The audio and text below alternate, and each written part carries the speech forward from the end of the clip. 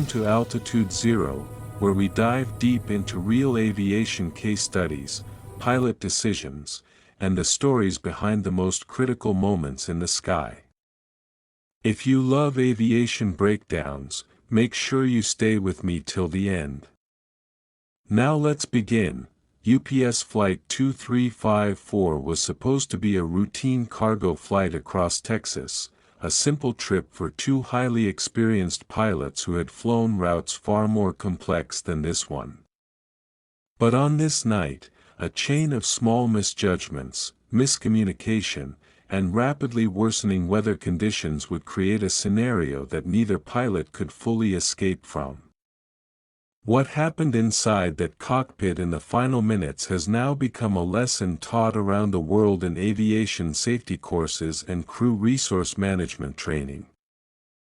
This is the story of what really happened on UPS Flight 2354, how two veteran aviators found themselves trapped by circumstances they believed they could outfly, and why this case continues to haunt the aviation community today. It was February 7, 2019. UPS Flight 2354, an Airbus A300, was scheduled to depart from Louisville, Kentucky, and head toward Houston. The two pilots on board were well rested, trained, and deeply familiar with the aircraft.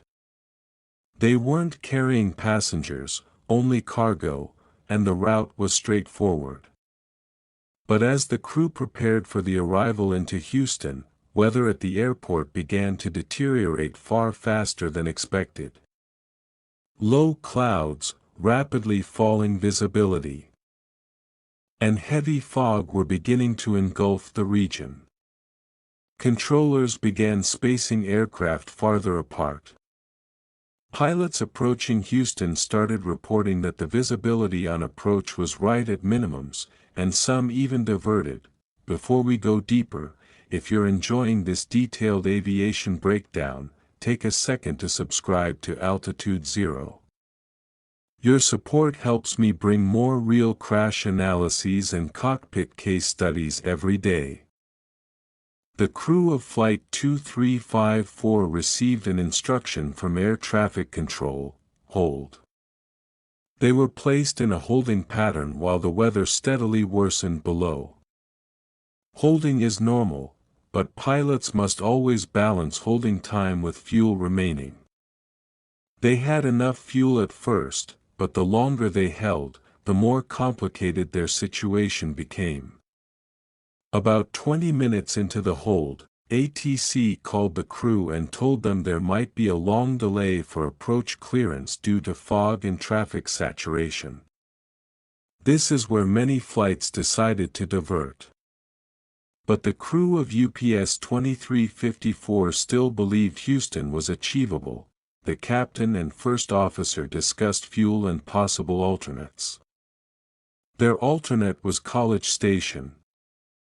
A safe and reasonable choice. But alternates work only if a pilot commits to them early. As the hold continued, the crew reviewed weather again. Houston wasn't improving. Visibility was still below landing minimums, and the fog was deepening.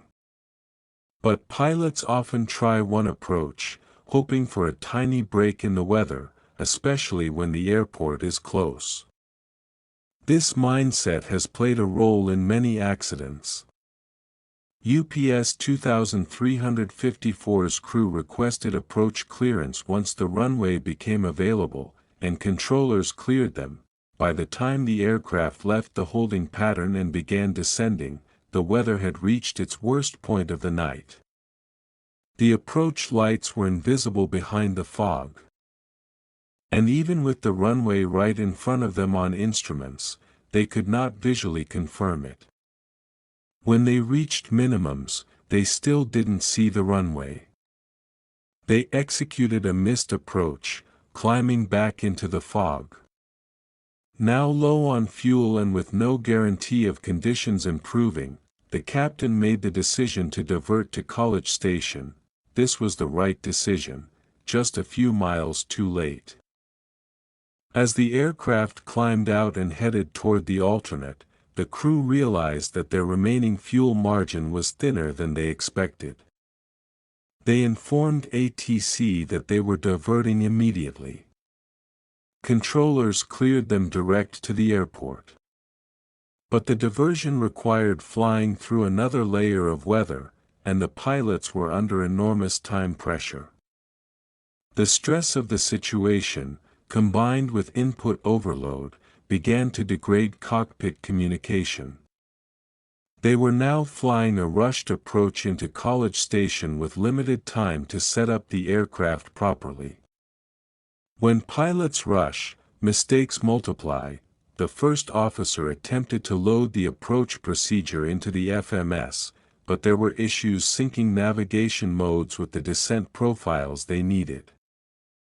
The captain, trying to maintain situational awareness, was juggling radio calls, weather updates, fuel concerns, and aircraft configuration. When the aircraft was vectored for the approach, the crew was not fully stabilized.